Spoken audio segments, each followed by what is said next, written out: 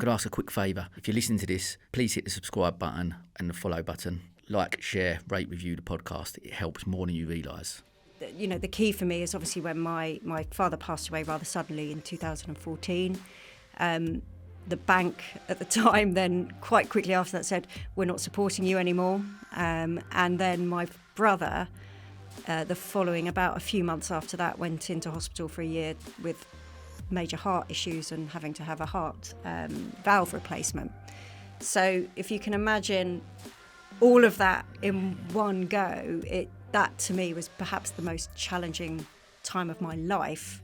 That we won on that night the very, very top Pinnacle Award, which beating all wines, so not just English, not just sparkling, but every single wine that had entered that competition in that year, we came up as winemaker of the year, and that was to do with the performance in the year in terms of one of our wines, and that one wine was the first vintage really that my brother made without my dad as well, so it was 100% his wine, because they used to wine make together a lot. All the time, and then and based on our sort of performance to date in that competition led us to that point. So it had the past and the present all wrapped in one, but it was the one thing that I think Simon and I really just felt hugely elated about, I have to say. Yeah, as an employer, they said, well, we should ask staff if they're happy, and I'm like, but we can't make people happy.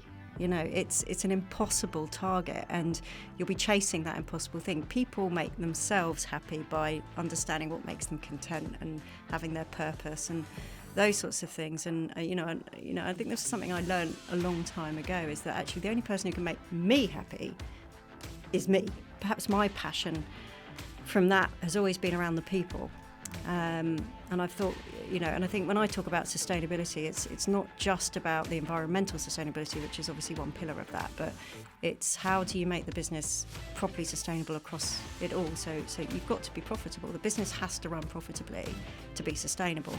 And the way that businesses run profitably and are successful is by looking after the people in the business, because the people make that happen. Welcome to the County Business Talks podcast, powered by Picture Book Films. Here, we're going to be talking to entrepreneurs and business owners from across Sussex, delving into the mindsets of what makes them really tick.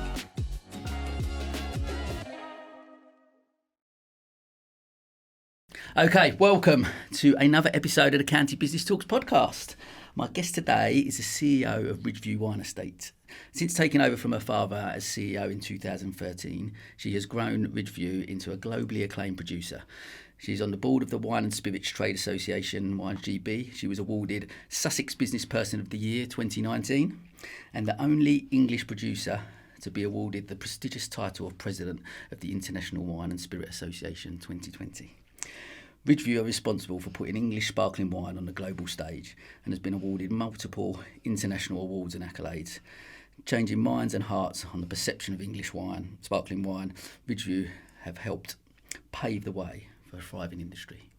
I am delighted to welcome Tamara Roberts. I'm delighted to be here, thank you. I'm so excited to go. We've obviously known each other for quite a few years, and it's been phenomenal, obviously, to see.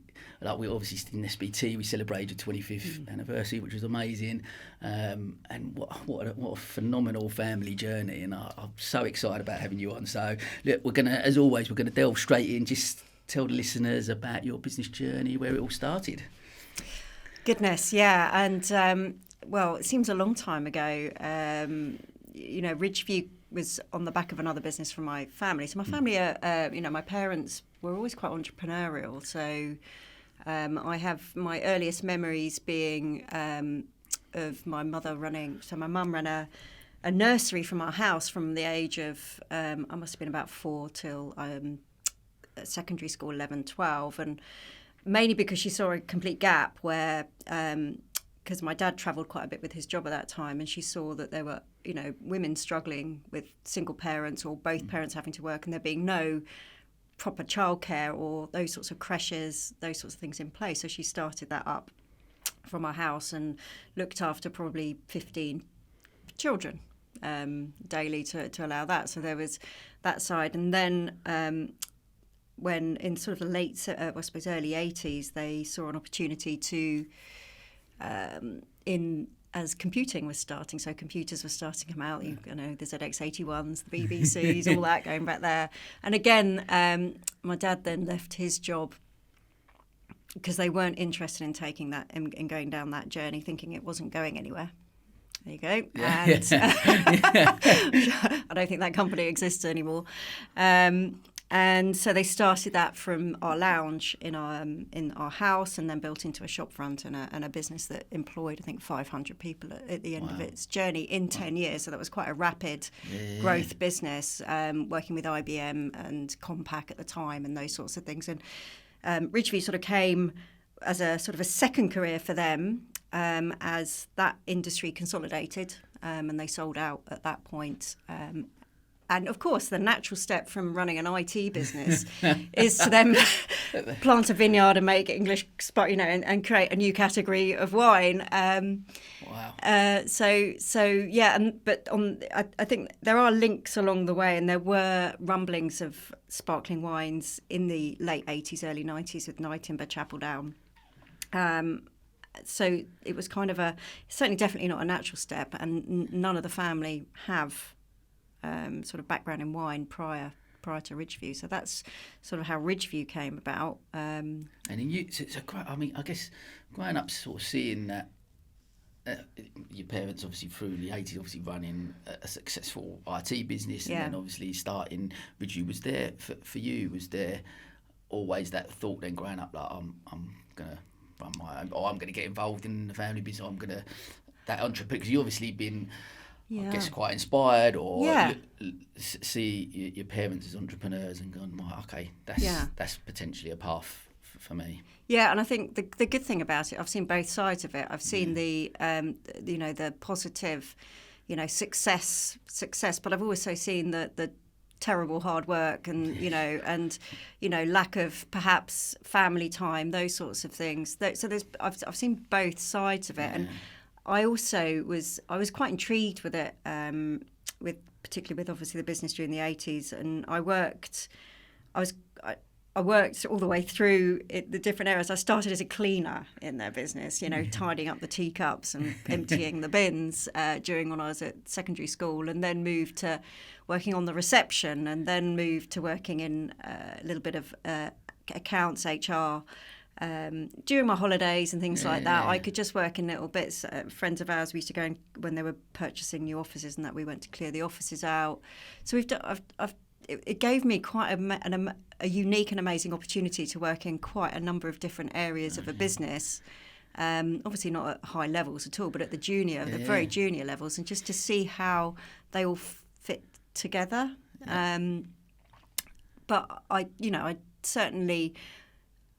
Certainly with the IT business, that probably finished where it was in the early 90s, late 80s, when I was pretty still in full-time education. I was still doing my degrees and things like that. So obviously then you just give up and you go off, I've got to do my own career, because that's not there anymore. So because you went into finance, didn't you? You were in finance for PwC and a couple of other big companies. So I did. I mean, I had a bit of a journey with my education. I sort of started off with my A-levels doing very social subjects like sociology, politics, geography. Okay. Those were my passions, and politics particularly at that age. I then thought, well, I'm going to, be the first in my family to go to university, which I was, and I went and and I thought, well, I'm going to do something really sort of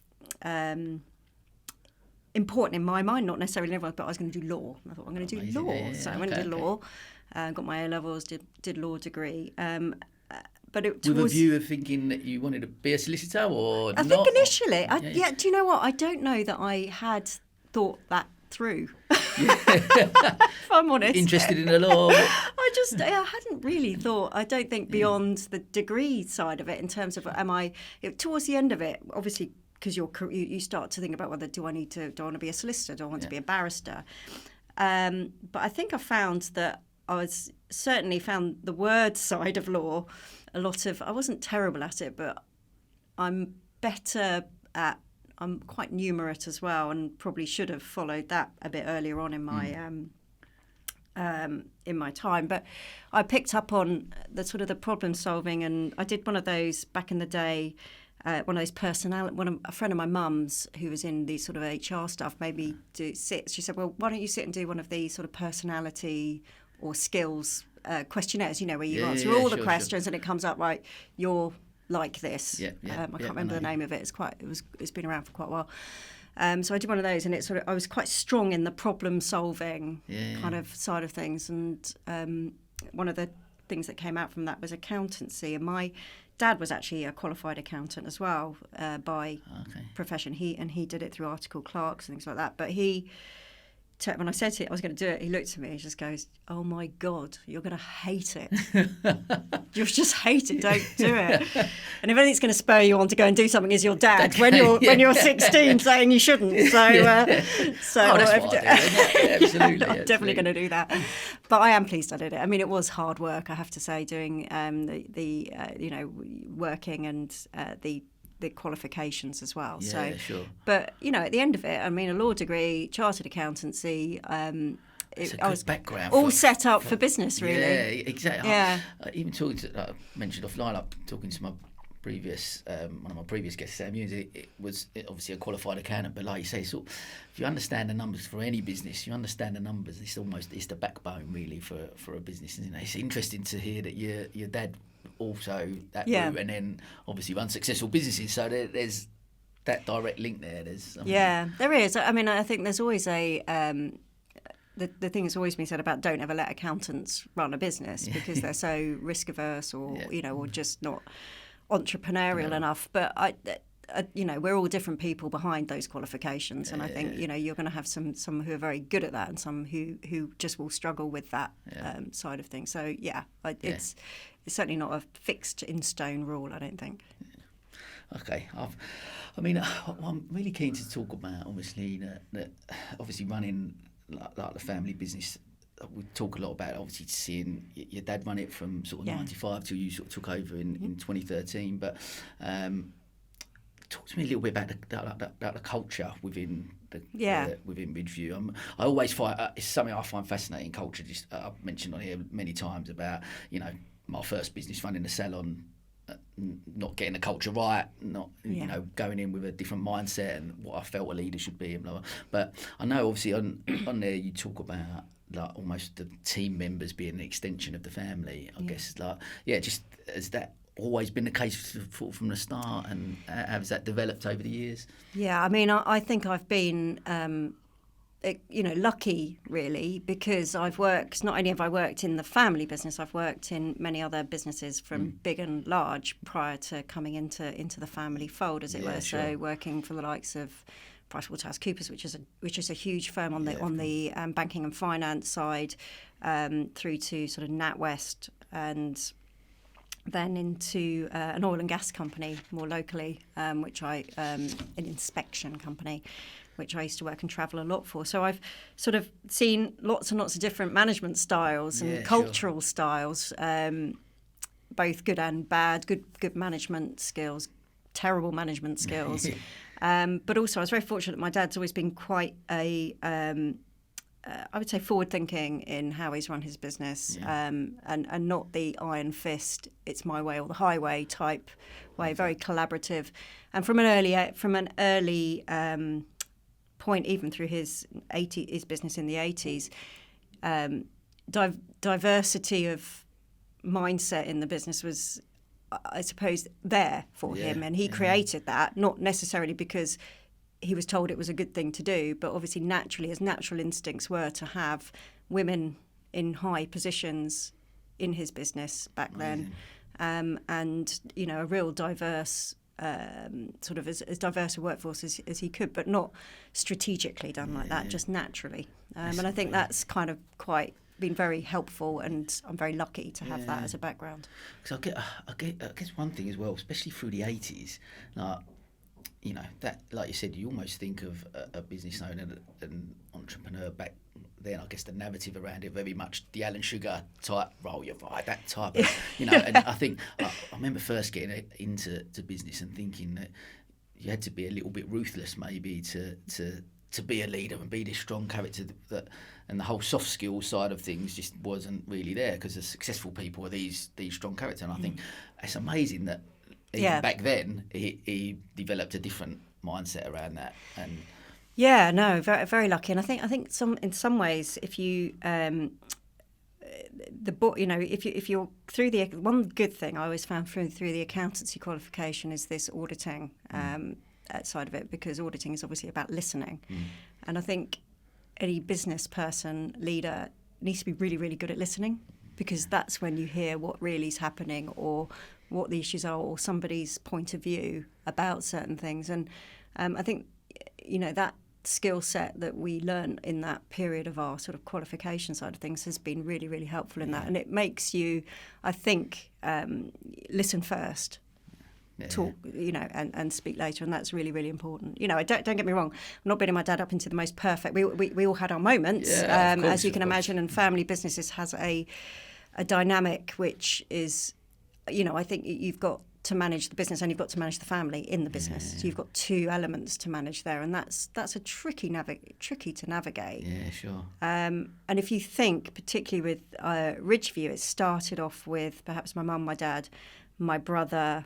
And my brother's wife came across from Australia fairly early on as well, and maybe one or two others. And now we're 30, 40 people. Well, obviously the roles and the responsibilities of the family and the authority or the, the accountability of the family's changed dramatically throughout that period, and we've had to bring in expertise in certain areas. So navigating that, and ensuring that we... you have to delegate, give up. You have to give up some of your responsibilities to another person, and that's quite a hard thing to navigate. Yeah, I suppose, especially even more so from that family-run business where it is like that. Like you said, you're all very close-knit, so you've all got, like, you talk to people about having business partners and stuff and what that sort of relationship looks like, but when they're part of you, they are actually your family. There's more of that. But I guess... I'm intrigued actually to find out a little bit about that, because there must be some challenges with that as well, like you say. Like, talk to me about some of them. Like, I guess over the, like you say, especially as the business grows as well, what that sort of looks like. And like you say, these people are going to be with you through your life. And it's not, you perhaps with a business partner, if you have a different opinion, you can walk away from each other and you can just allow it to settle and those sorts of things. Well, if you have a difference of opinion in a family business, well, next birthday or Christmas, you're all going to be back together again. So you need to sort that out pretty quick, otherwise, and I think one of the things that's always been really important is to and probably one of my sort of skills is to see when feathers are getting ruffled, and also to be really, really clear about. And I've got better at this. I mean, it's certainly something I've learned, in a hard way. And that way I know what I'm like. I'm quite a creative thinker. I'm constantly thinking ahead. I'm constantly going, big picture, go over there. This is what we got to do. Perhaps not so great at communicating that, or certainly wasn't perhaps in the past, and learning to sort of bring that to life for other people in an easily digestible format is, something that's a bit of a skill, but also to give people's where their part in that. And how important their part in that is, even if it's gone from, being quite a generalist to pushing them into their, more specialist areas and bring it and really working on, look, this is what you're really, really good at. If you focus on that 100%, the business is going to thrive for you doing that. And also sitting down, and giving them the opportunity to say this is what they really want to do. And it's both ways. Of course. And have I got it right every time? No. But I've always been, I will always sit down and go, look, I didn't get it right. Let's talk about it. But that in itself is such that self-awareness and being able to do, because so many people, probably leaders, don't necessarily have that skill. They go, no, I've got that right, and I've done this, and it's my way, and like you mentioned earlier, like it was that type of my way or the highway type thing. But being able to go, well, look, this is the situation. Yeah, you know what, I've made this because like you said, there's no real rule book, is there? No. Everyone's just got to do. And I think there's time for and you know, we're all very different. And someone who's very objective focused and really wants that drive, and we're going to get there, and we're going to do that. Well, they will probably get there a lot quicker. Yeah. Perhaps Yeah. than I'm going to get there. You know Yeah. what I mean? I'm going to be, I'll get there, but maybe in a slightly wandering. But it's not. That's the objective, and we are not deviating from it. And this is it. And it's and also that the objectives aren't. You know, I have to allow input into those objectives. It's not all about me. No. It's a shared vision. It's a shared, and that's the most important thing, is to have those visions, values shared. And was that from I guess when your dad sort of started it like in '95, like was that sort of ethos was like that from then, do you think, or Interesting. I suppose it's a very different beast, I guess, from '95 to now. Yeah, no, exactly, and probably and quite we only really started to try and document what our values were and those sides of things relatively recently, if I'm honest. It wasn't, we didn't start out with a set of values and a purpose for the business back in '95, and it's only been probably in the last 5 years or so that we've really started to hone in and it's actually really hard to try and get that into 5 values in terms of what the essence of what that looks like for the internal, but you've got the external values as well. External values are slightly easier, I think, but those internal values in terms of how you to bring your people with you and how to reinforce them, not to make them too kind of, business chatty speak and just not authentic, not striking a chord with anyone. Was actually a relatively recent piece of work to move that. But it's been so important because then it makes decision making in the business a lot better, because it does that fit with who we are. That's so true. I think, like, for me, we've done a recent strategy day with County Business Club and stuff, and looking into exactly that type of stuff, like the fact. But I think one thing that I've certainly learned, a lot of these conversations I've had recently, is about, and people talk about company values and then your own values as well as a person, and they've actually got to align, really. Otherwise, because work and life, we'll talk about work-life balance a little bit later, but they're almost merged, really. You've got work and then life, but that has an impact on that. So, they've got to almost align. Otherwise, you're a different person there than you are there. And it's easy to see through that. I mean, because whatever you do, if you're a leader, you're always being related to your business, aren't you? Because that's how a lot of people know you, is through that business networking contact. So whatever you do and whatever you say will reflect back on your brand at some point. No, I agree. And I guess, especially, again, just finalising a little bit about the culture, but I guess in a business, whatever business you run, everyone's a cog in the wheel. But I guess so much so within a wine estate, there's so many moving parts, I guess, and so many things that have got to go on. That's right from everyone that's involved in it. Everyone's got to feel part of that value, and creating that, like you say, creating that culture in there is and I guess a challenging, real challenging thing to get right, to get everyone, whatever level they come in at, that they all buy into those values, because there's so many cogs in your wheel, I guess. No, exactly, and it's and they're all kind of working to a slightly different time frame as well, which is because you've got the production side, which is ticking along versus in terms of the growing season, the winemaking, calendar, etc. But that all doesn't relate to what you're selling in the year. The sales in the year relate to what they were doing 3 years ago, because you've got this time lag between the production and sales. So you've almost got and then on top of that, you've got your sort of your trade sales, your retail and hospitality functions, your tourism offering, those sorts of things. You've got a number of little businesses within a business all operating with little teams, and trying to keep that cohesion is actually really, I think, is going to be our biggest challenge as we grow, because and it was I think COVID did very little to help us, because we had teams who on the production side who just couldn't, who were in all the time just working, but had to be separated from each other to avoid any sort of closures or anything like that. and then to bring that all back. I think there's a bit of work we need to do to kind of fully bring people back out of that. There, and a lot of it's physical space as well. We can't all be in the canteen at the same time. We can't all do the same thing, but it's how do we get people to cross and mix and those sorts of things, which we're a social company, so it won't take long. Don't worry about that. No, I'm sure. I want to talk. You mentioned a little bit about COVID there. So talk to me about, obviously, running the company since taking over as CEO, and go back even to when you sort of dad was running it as well. But talk to me about some of the challenges that you faced and over that period, and where does the pandemic sort of fit in with that as the most challenging time or not? Yeah, talk to me a bit about that.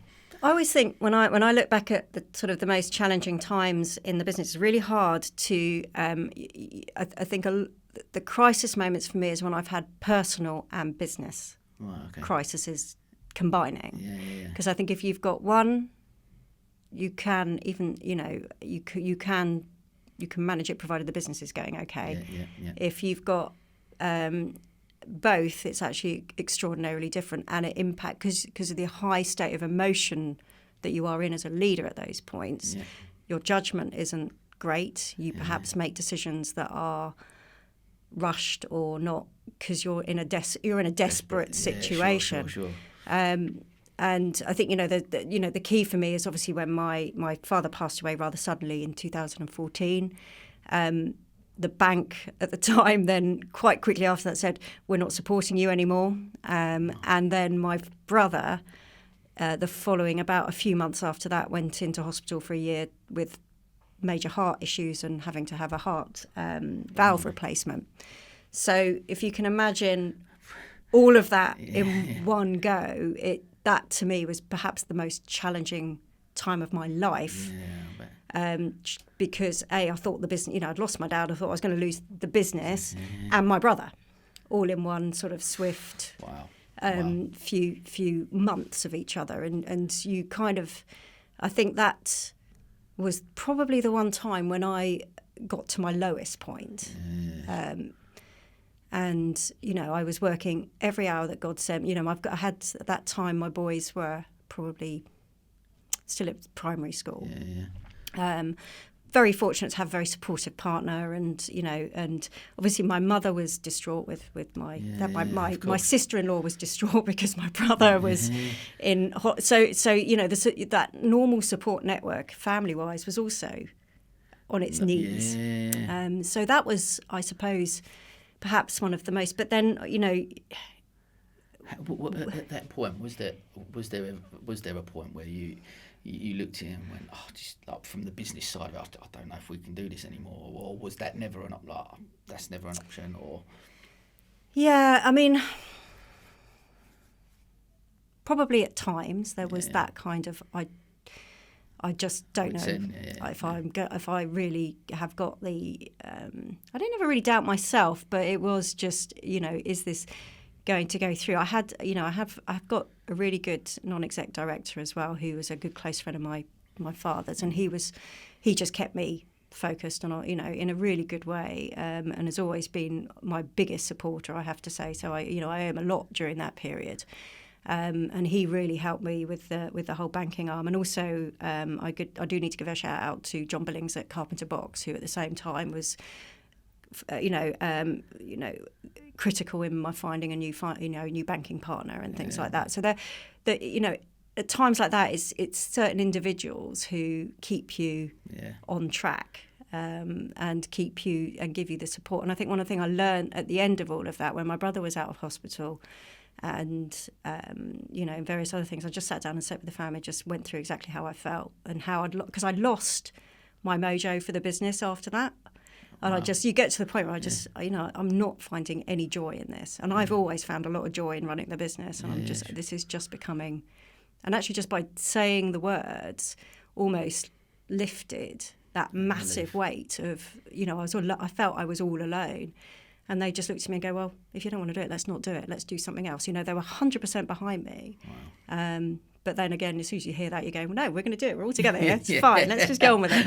Let's just get on. But, and I think that was a big learning for me. It's just like, don't you know, you tend to, I know, and I do tend to do that. I tend to shoulder a lot of, I protect people a little bit from some of the harsh realities that potentially, you know, because, you know, I don't want to worry them and those sorts of things, but it's not the right thing to do. Because that adds to a lot of pressure for you, a lot of stress that you know, and then, like you said, that comes out in other ways. Maybe decision making not as good. Whereas, like you say, I guess back to the fact of the benefits to working in a family business is that everyone's got your back, actually, no matter what, and you can then release that, and that makes that feel a little bit easier, I guess. And now, you know, they're checking with me all the time. You know, we sit down, we have our one-to-ones, and the first thing they ask me, how are you? And I'm like, no, I'm good. You know what I mean? That whole conversation has become much more fluid and open, and I think that's such a good thing. So it's only a positive thing. Amazing, I love that. And I guess, so, and then, thank you for sharing that, I guess. Talk to me a little bit about, obviously, the pandemic as well in the last couple of years. How does that sort of fit in? What, you know, obviously, with, I guess, from the hospitality side of things, that was really difficult. But so I mean, I think one of the strengths of Ridgeview is that we have a number of different channels to market. So we've always we've never really focused just on one. We've got our direct to consumer, so the sort of web, the on-site offerings. We work with the supermarkets, so what we call the off-trade, and then hospitality on-trade, and a bit of export too. So we've always had a nice spread. So when the pandemic hit, obviously, one of those legs was just taken away. There was nothing you could do about it. Hospitality was closed.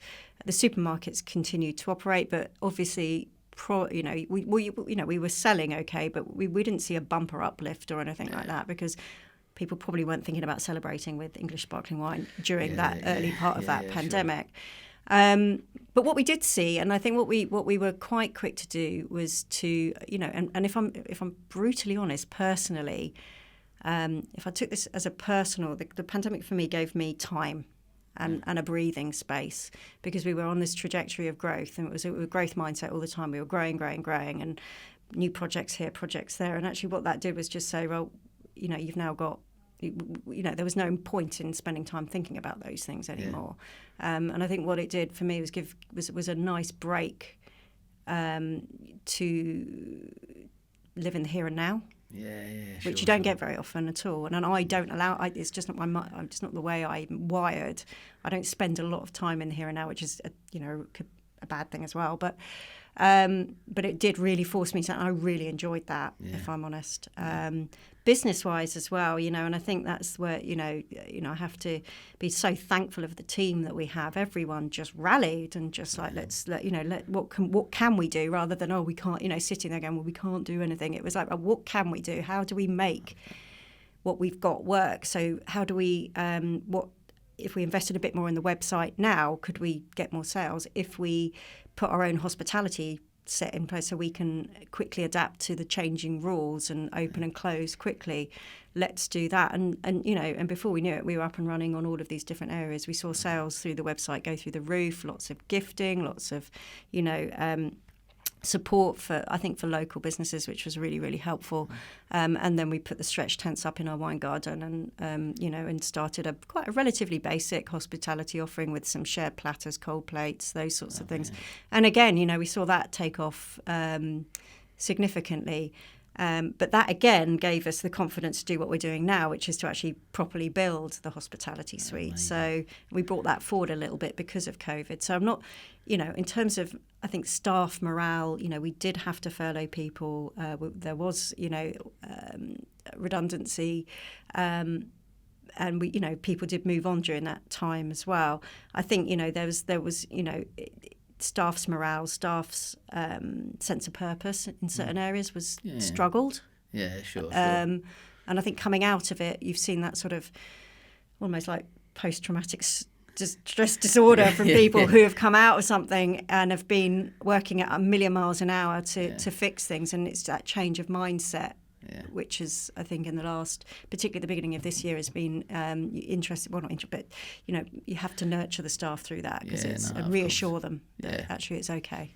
And I'm guessing, like, listening to you talk there, and especially at the time when it first sort of happens, and the feeling of everyone rallying together and saying, what can we do? Like, again, it just leads back to culture, doesn't it? And creating that family culture where people, they really feel part of it. This is where we're all in this together. Like, and that's, again, just, I always talk about it, like I say, because it's such it's the backbone, isn't it, of a bit heartbeat of the business. If you've got that culture, people are on that journey then together with you, and they will all sort of jump in. And to me, it's one of the most important things of the business is that the people and their worth and their purpose, and being part of the bigger picture, having a voice. I can't run this business. I couldn't run this business by myself. Absolutely no way. It would be terrible. It would, it wouldn't go any further, or would have probably stopped a long time ago. And, that's, everybody has, really important part of the business. And I think, and it's really, you talk about having junior members of the team and senior members of the team, but if you don't have the junior members of the team, you won't have a business. So, they are. Everyone's got their part. They're all critical. Yeah. Yeah. No, I love that. Well, I want to also mention about that Ridgeview have won many awards and accolades, as we know, over the years. You've obviously been named Sussex Business Women of the Year in 2019. But talk to me about if you could pinpoint a career highlight for you, or what would that be? Ooh, yeah. And why? That's actually, I found that was probably one when I was really looking at the questions earlier. It's one I sort of thought, I had to pause over and think. I think probably for both myself and my brother, if you think that we were, family businesses are fantastic, but there is a little stigma attached to the sort of succession in there. Is are they good enough to run the business, or are they just there because they're family members? You've got that added stigma that kind of comes with it. And I think there was quite a lot of doubt. I certainly heard from a number of sources that when my dad passed, that they thought the business would fold, that that it wouldn't run, or it wouldn't continue, or it wouldn't be, that it had its day, which obviously spurred me on even more, the competitive side of me.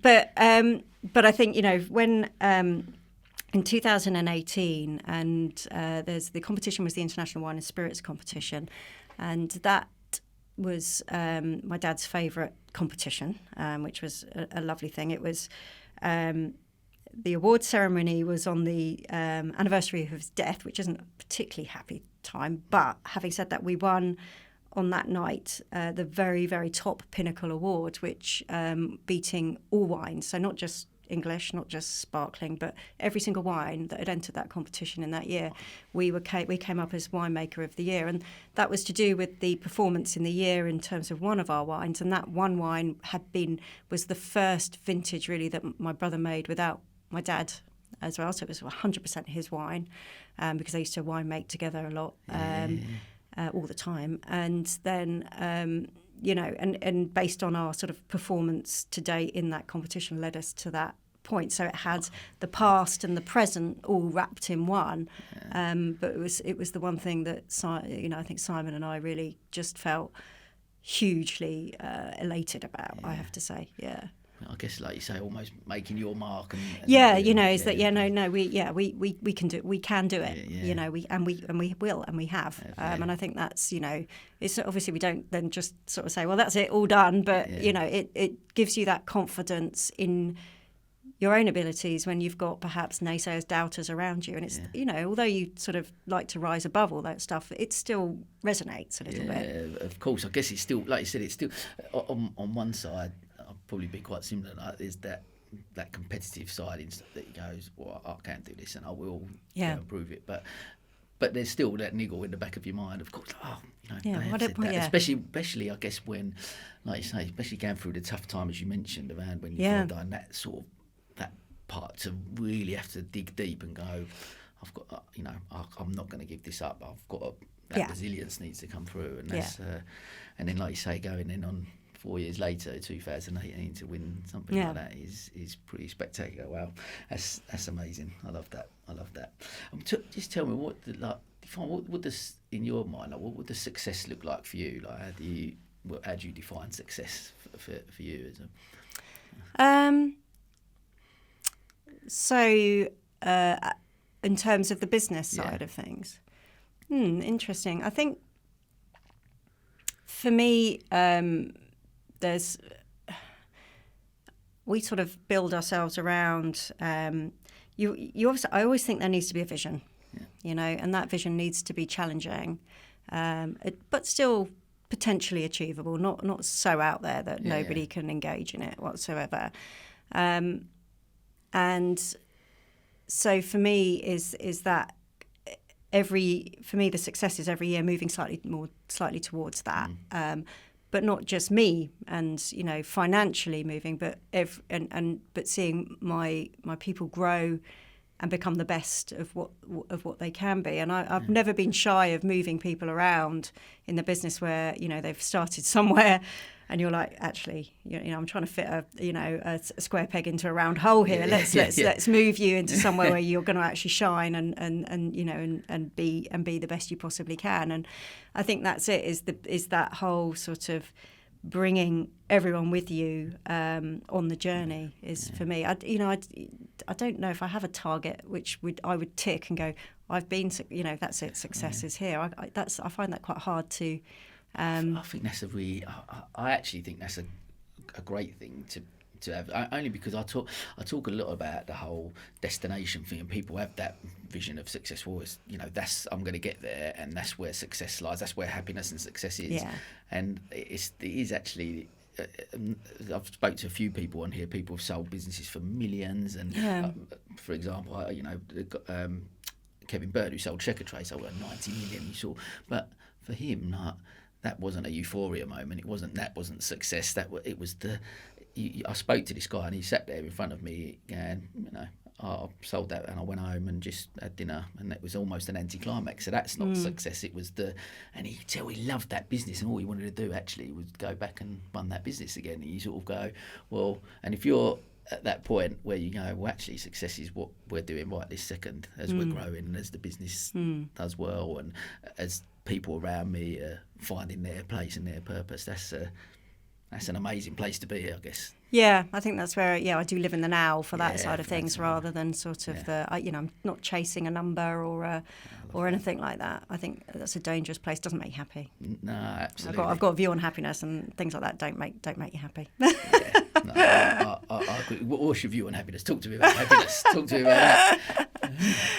I think we strive for something that perhaps doesn't exist as we expect it to exist in terms of happiness. I think there's a contentedness, there's a safety, there's various happiness tends to wrap up a lot of things and give people I think can actually create disharmony and depression, if I'm honest, because you're chasing this ideal. And I don't think it exists, and I also think as an employer, we said, well, we should ask staff if they're happy, and I'm like, but we can't make people happy. It's an impossible target, and you'll be chasing that impossible thing. People make themselves happy by understanding what makes them content and having their purpose and those sorts of things. And I think this is something I learned a long time ago, is that actually the only person who can make me happy is me. It's not my husband. It's not the workplace I'm working in. They have to facilitate my happiness, if you see what I mean, by being decent and doing the right things and various other things. But at the end of the day, it's something that is a very individual thing, and actually I think focusing on it too much is not healthy. Yeah, I love that.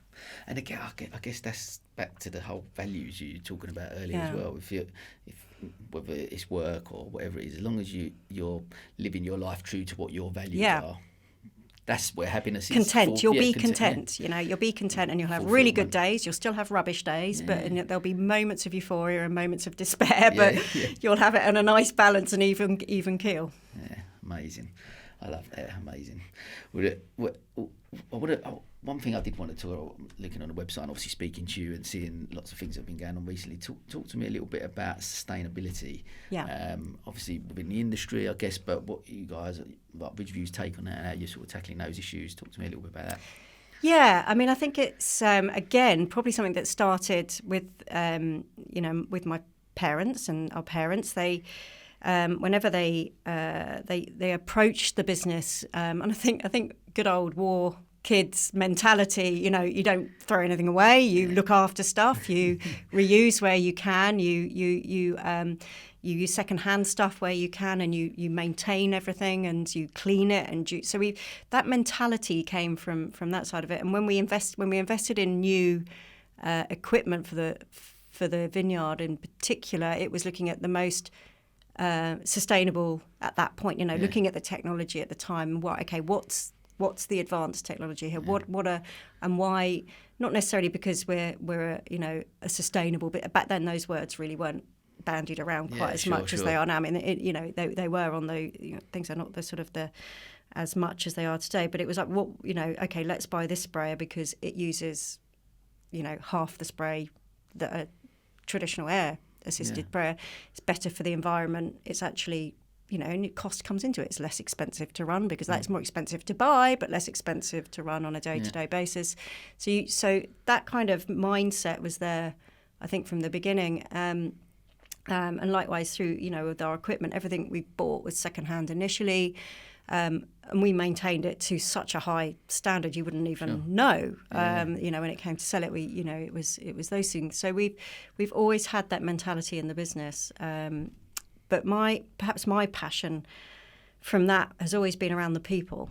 And I've thought, and I think when I talk about sustainability, it's not just about the environmental sustainability, which is obviously one pillar of that, but it's how do you make the business properly sustainable across it all. So you've got to be profitable. The business has to run profitably to be sustainable. And the way that businesses run profitably and are successful is by looking after the people in the business, because the people make that happen. And obviously then investing in the right things to do the right thing environmentally and to bring that in as well is kind of a given for those three. So those are the sort of three pillars. And it was probably back in 2014, something like that, when I started to hear about B Corp. Because I looked at various accreditations that you could get, and they all seem to focus on either one or two of those things, but not the holistic business in terms of all of those things. And actually, that's one thing that COVID and the downtime did give the business the opportunity, was to actually really seriously look at that and start the process of getting that accreditation. So we did the questionnaire, looked at where the gaps were, and we were very strong on the people side, which I was expecting. We had to, we were good, but we hadn't documented, it's the documentation, the evidence and those sorts of things. So we had quite a bit of work to do on that, because we're on the social side as well, we're good. We work with the community a lot, local to us. And so it was just, moving, getting everything ready and documented. And actually that was a real rallying thing for staff as well, because at a time of crisis, there was something positive as well to work on, and like something that could, will help the business in the future. So that was great. And every person in the business had a little part to play in it, in those early stages of it. And we're now just waiting. We've just got through we're just doing the sort of getting towards the audit side of it now. So hopefully, fingers crossed, they've got quite a backlog now. I think we weren't the only people to think about this during lockdown, if I'm honest.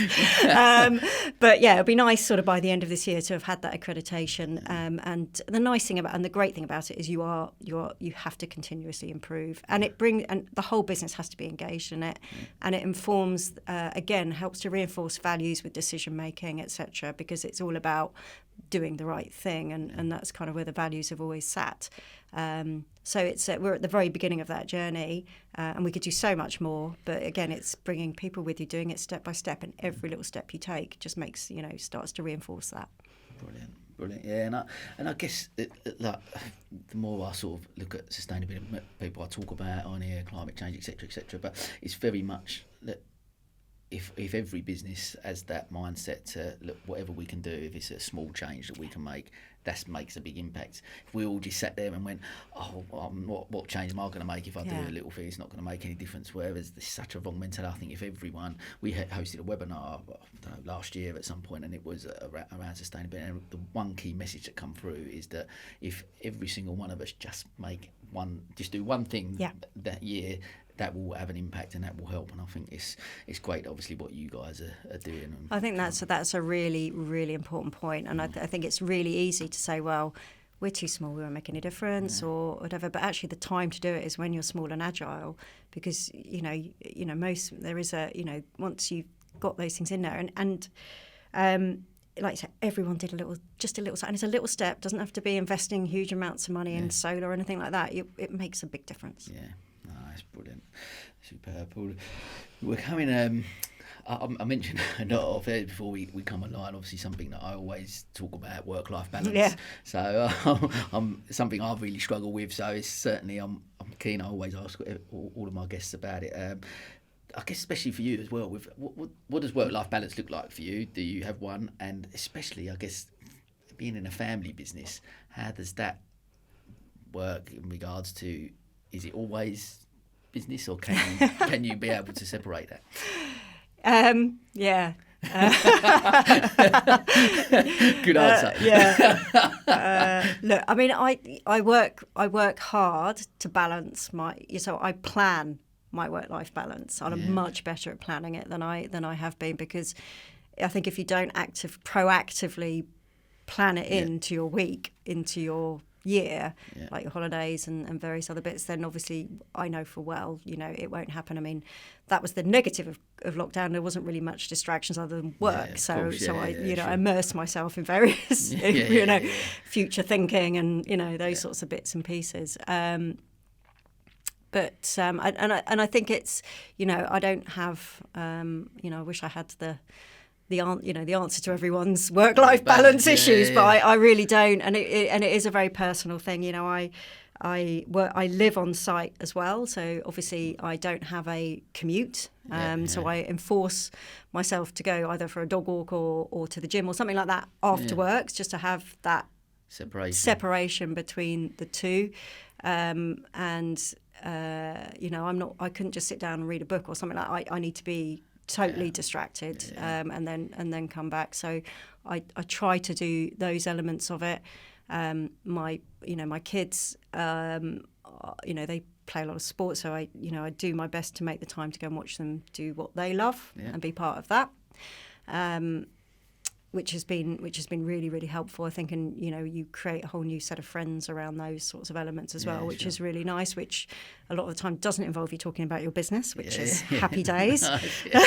Because there can be times, I don't know about you, when you're out of work and someone starts talking to you about how's business, you're like, I really don't want to talk about this now. I've just had enough.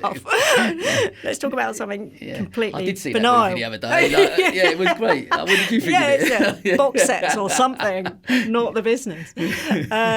And so, so those sides of things. And I do think, I mean, I have phases of where it's where I have a great work-life balance, and other times where it's just, the sacrifice that's always usually made is the sort of the life part of that balance that has to give up, and you have to make way for things happening in the workplace. But I'm not very good at saying no to things either. But then I think saying yes is, you get so much more out of life if you say yes, don't you? See, I'm really the same. People have said to me, you've just got to start saying no more. And I'm like, my philosophy a little bit of life is an opportunity. So someone asked me, I go, that could, Sam, you're doing an 18-hour day. How you go, yeah, but I can squeeze that. Just because I'm exactly. I'll say yes and I'll figure it out later. Yeah, I'll make it happen. I'll make it happen. Yeah, exactly that. And I always sort of promise myself I'll take some time up. I don't, but I just kind of, I love that whole experience of new things, and maybe it's a FOMO. If I say no, what am I going to admit? I don't know. On a massive scale of FOMO that I can't do. I am better, in terms of, I will say no to things where I think, actually, I've done something very similar recently, or this week is just so it will probably finish me off, and then I'll have no energy for the weekend, or those sorts of things. And so I am better. I do enjoy learning. I think that's the thing, and from people particularly, and from different business backgrounds, because you get so tunnel visioned in what you do a lot of the time, and you can talk to industry colleagues and things like that, but it's so helpful to talk to people who aren't in that industry with you. It's one of the reasons we're here. I started doing this just purely on that, exactly that. I love learning. I run most mornings, so I listen to a podcast or audio book, and that's how I absorb content, I guess. So one of the reasons, obviously, I wanted to start this is exactly that, like sharing people and hearing from other people and their journey and their stories and what that looks like. Yeah. Because everyone has got a story to tell, and I think it's fascinating to hear that. And like you said, the education for me over the last year has probably been phenomenal, just by sitting with great people like yourself and having these conversations, which has been, it's been amazing. But I'm like, are you able to? Do you have them times where you are able to switch? So the dog walks and stuff. Can you go, right? I am switching off now. I'm going to. I'm a bit of a daydreamer, I think. My mind wanders a lot when I'm out, and sometimes it's but I think that's obviously just me compartmentalising things from the day, from the week. So I feel like I'm in a trance of some sort, listening. But all of the things that are and I at the end of it, I come back feeling quite zen from it. You know what I mean? So I do walk the dogs most mornings, and I don't. I certainly don't over stress. It does help just to have that time. Totally switch off. I suppose one thing I'm trying to get back into is sailing again, because we used to do a lot of sailing when I was younger, and I'm just doing my day skipper at the moment because I didn't do any qualifications when I was younger, so I'm going to do that now. Awesome. But I love, that's the sort of thing that works for me, is when I'm my mind is actually on something that makes me think about it. I find it quite relaxing doing that sort of stuff, and a challenge and those sorts of things. So sitting on a beach I can do with a book for a couple of days, then I can start to get a bit kind of like, my mind will wander back to a work, something about what about this for the business and those sorts of things. So, it helps if I've got something engaging to keep me going. And just finally, just on the note of that, from the family point of view. So when the family get together, are you guys able to sit around the table and not talk work? Can you, or is it like, what about this that happened today? Is that tricky? Better than it ever has been, I would say. I think we've all made a concerted effort to do that, and I think that mainly comes from the fact that we've got the children now as well, who if we sat around a table, they would look at us, talking about work, they would just literally tear a strip off us. So, it tends to not, there will always be a little bit about it. It's so much intriguing. It's lives, sort of, isn't it? How can it not be, I guess? But it certainly doesn't dominate now as it probably did. And thank goodness we're all involved in the business. Otherwise, poor whoever's not in it would be so bored, wouldn't they? It's almost like, can I just get involved? How do I get involved? That's a little bit like my husband. It's just like in the end, like, just join the business. It's going to be a lot easier. Love that. Okay, that's really cool. Look, we're just coming towards the end. We've got obviously a couple of final sort of questions. Tell me, what does the future hold for Tamara Roberts and Ridgeview? Probably more of the same. I'd like to probably become, my aim is over the next sort of 5-10 years is to be less sort of operationally involved if I can, and be more, I'm on the strategy now, but just to, delegate more, put that succession in place so that if I'm not there, God forbid, but if I'm not there, the business will carry on, Ridgeview carries on. Will the children go into the business? Well, there's quite a gap between me, us and them, and, they've got their own careers. So there's no pressure, whatever. And I think the management in place, that we need to get in place will see that gap through. So that's a little bit that we need to look at. You've got to proactively plan your exit of the business, in terms of my retirement from that business as well. And I think, the sooner, I think that's, I don't want to leave it till, the last minute. I think there's a danger of hanging on in there for too long. I think, I prefer it to be my decision when I choose to step back a little more than, wherever. And I'm not speaking, certainly not in the next 5, maybe not even the next 10 years. But you know what I mean? I think we don't probably, as entrepreneurs and business people, spend enough time planning what that looks like, what that could look like, and because you can't just switch from one to the other, so you need to have this kind of gradual sort of move towards having more time. So how do you fill that time? What do you do with that time? And having the space and whatever to do it. And you leave, there's that balance between leaving that too long until you're perhaps that bit older and can't do all the wonderful things that you thought you were going to do in your retirement, or leaving it too early and you still feel you had stuff to give and regretting that. And I don't have the answer to that. Yeah. We've all got to work that through ourselves. Yeah, I'm sure that's great. And I think you're right. I think because if our brains are wired the way they are as entrepreneurs, we get to that point where will we ever really stop and switch off? Probably not. Like you say, and that's a great way of looking at it, I guess, just almost phase out a little bit, so you just have a little bit of both. You still got your hand in a little bit, but a little bit less, and try and work it like that.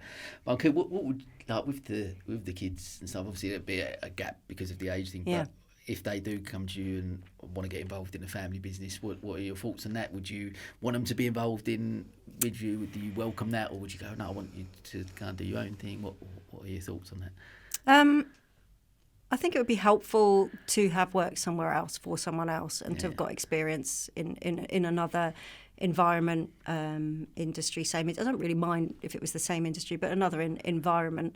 The great thing about winemaking and wineries is that you've got the world to visit, so you can travel and gain experience working in those sorts of things. So that's I would certainly be encouraging that side of things in terms of, look, we can certainly talk to some people that we know overseas who you could go and do a vintage with and that elements. But also at the same time, be pretty clear, if you are going to come into the business, you start at the bottom. You start at the bottom, you work your way up, and there's no sort of advantages or whatever. They get involved at the moment. They do work in the hospitality bits when they can. My son at the moment is working, just got a gap in his college at the moment, so he's doing a bit of work in the warehouse today. So they do bits and pieces in the business. But it's. I don't like to predict too much about it, and I also my eldest, the oldest of the four boys is 17, and my brother's got two, I've got two, and they're just really starting to register what we do at that age in terms of getting a bit more okay, a bit more interested in it. It's good. I do it. I think for as parents, you sort of look at the kids. I always talk about sort of like the education side of it, and if the kids, unless they specifically, I guess, want to become a lawyer or a doctor, then university is an option. I think the great thing, and obviously what you are doing and inspiring them, that entrepreneurship is actually a path, because I don't think, when I go back to when I was, and it wasn't really, I mean, you obviously saw that from your parents. Well, I never really did see you sort of look at that, and it wasn't necessarily encouraged as much as it is, even at college and stuff now, and different mentorships that go into schools. So I think that's quite it's a great thing to be, and I'd love it. The kids do come, not necessarily get involved in my business, but I've got a business idea, as opposed to, there's that, I just think there's those other opportunities, and I think by them seeing what you've done, one, the work ethic, which will come, which they'll be able to see in abundance, but actually be able to see there are other opportunities out there than from what that. And I think one of the things that I'm really keen to do when I've managed to sort of get a bit more time is to be more encouraging of women and girls. More girls coming in through the school in A levels, to think a bit more about business opportunities and working in business, because I think there still isn't enough coming through with that mindset in terms of being, feeling the confidence to run a business and to grow a business and it's still a hard place. I'm not going, it's and I could quite understand why girls and women think, I don't really want to be putting my head above the parapet there, thank you very much, when you see certain headlines and various other things which you think you're taking a few steps forward, and then you read something, you go, oh my God, how can that happen to someone? But so I think I think that's one thing that I would feel I could give back in terms of that, and actually that it's not just for a certain type of woman. I went to the local comp. Did my levels in the local sort of sixth form college, and I've just taken my chances and worked, and I have had a great supportive background in terms of my parents and those sorts of things, but you don't need to come from a certain background to run a business. You can do that from wherever you are. You just need to have the confidence and the mindset around it, and that to come in at an earlier point perhaps than it is now. I go and do quite a few the speed dating in schools for the careers dating and those sorts of things. And there's still a predominance of, when you speak to the girls in the year 10s, 11, of I'm going to be a nursery worker or a carer, or and it's and those, so I think getting in there a bit earlier to just broaden those horizons slightly would be really helpful. Yeah, I think that's great. And I guess you touched on it earlier about role models, and a lot of people come on the podcast and they talk about that role models within their life. And I think certainly from you as a leader and as a CEO and running a business as you do, what a great role model for young women looking to get into business. So again, thanks for coming on and obviously sharing your journey with us, because hopefully it will just inspire people to get in, because I certainly agree.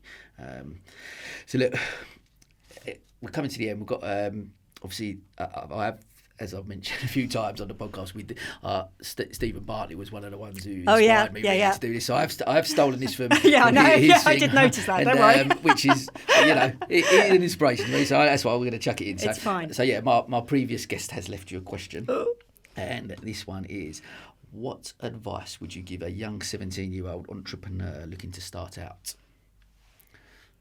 Go for it. What you got to lose? I mean, at 17, and I think that's a little bit blasé, but there is so much more advice out there than there ever has been. You've got places, the sort of the incubators and various other things that, and they're all within touching distance, really. And reaching out to those people, get the support. Don't turn down support. Yeah. It's there in abundance for a 17-year-old. Wasn't there for us when we were growing up, and so I think those dreams, and don't be, it might go wrong. It doesn't matter. It doesn't matter, because you've got opportunity. You'll learn from anything you do at that age. You just learn and you move on, and something that you latch onto will just work. And I think it was quite interesting, your question about sort of success and failure. I don't think it's as black and white as that. That you make the best decisions at the time of what your knowledge that you have and various other bits, and sometimes it works and sometimes it doesn't. And then you start again. I love that. Brilliant.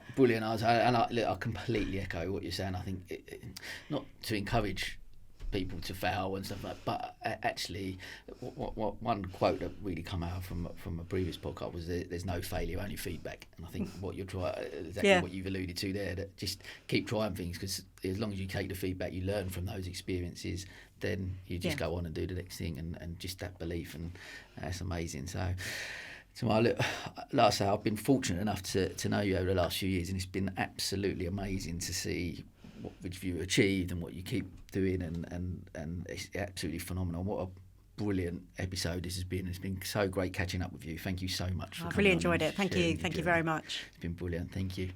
And that, as they say, is a wrap.